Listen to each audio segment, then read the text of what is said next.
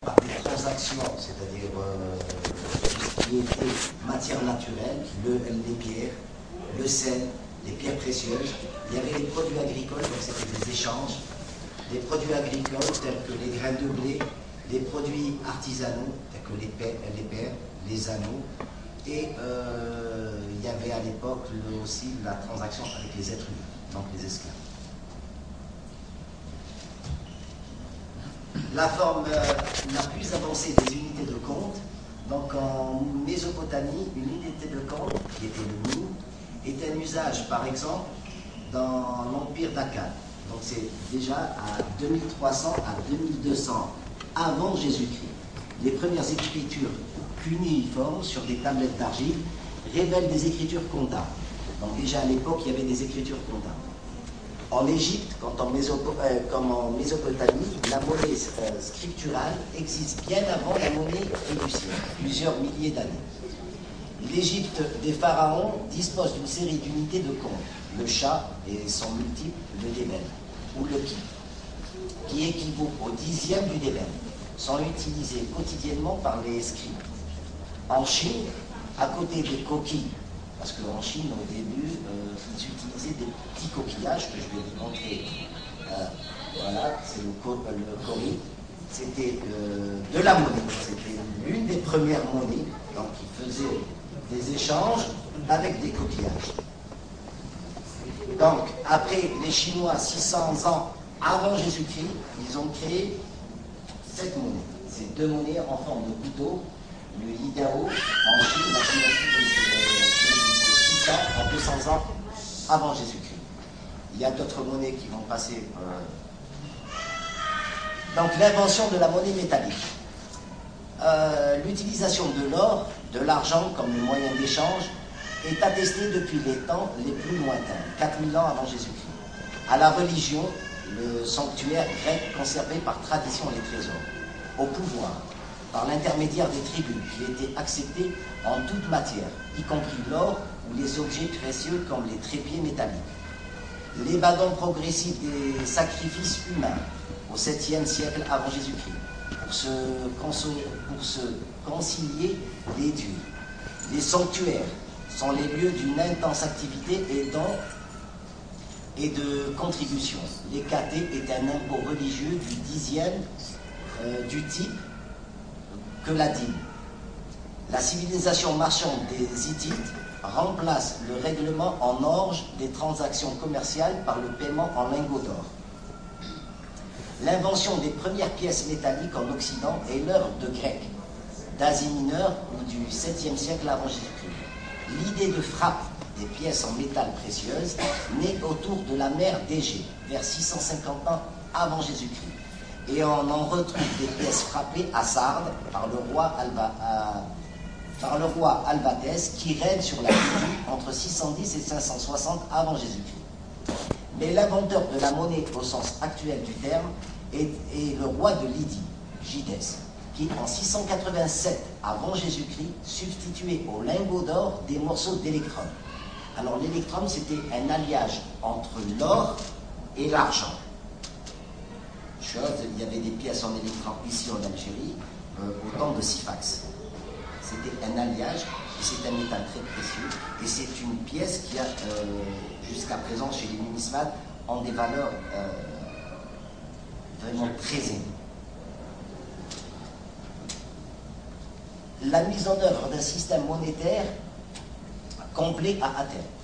Selon certains, l'invention de la monnaie aurait eu un rôle aussi important que celle de la roue, de la boussole ou de l'imprimerie. Sans les monnaies, la distribution des biens ne peut se faire que de trois façons. Le don, la réquisition, l'échange sous forme de compensation. Donc, c'est-à-dire le troc. L'expansion de la monnaie métallique dans l'Antiquité. La monnaie métallique gagne sur le modèle grec. Tout le monde antique, en dépit de certaines résistances comme celle de Sparte, qui affichait son mépris pour la monnaie, est un adversaire qui l'utilise.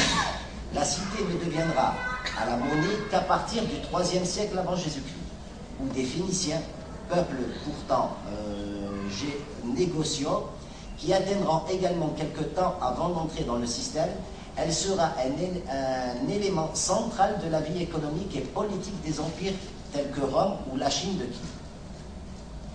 La Chine, 600 ans avant Jésus-Christ, voici leur monnaie.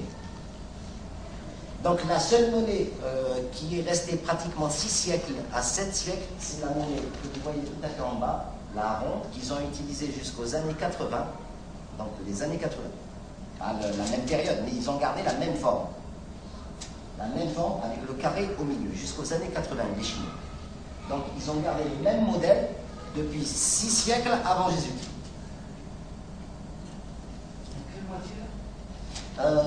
Ça c'était en, comment on appelle ça, en bronze. Non.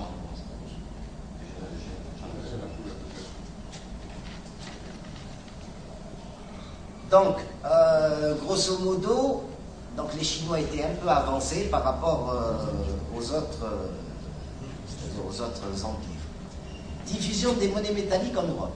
Le modèle romain. Avec le développement de l'empire, le système monétaire romain s'impose largement dans le monde méditerranéen, occidental et européen.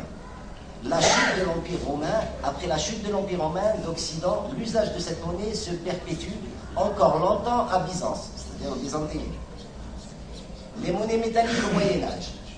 L'usage de la monnaie connaît une régression dans l'Europe du Haut Moyen-Âge, avec la restriction au commerce et la mise en place presque partout de systèmes féodaux, laissant peu de place aux libertés économiques, le troc, c'est-à-dire l'échange de marchandises quand un autre devient la règle.